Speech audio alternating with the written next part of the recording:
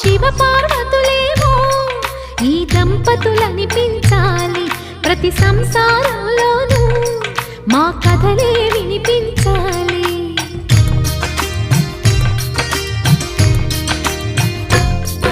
ఆ సిరిని శ్రీహరిని మా జతలో చూపించాలి, శ్రీకాంతుల కొలువంటే మా కాపురం అనిపించాలి. మా ముంగిలిలోన పున్నమి పూల వెన్నెల విరియాలి, మా చక్కని జంట చుక్కల తోట పరిపాలించాలి.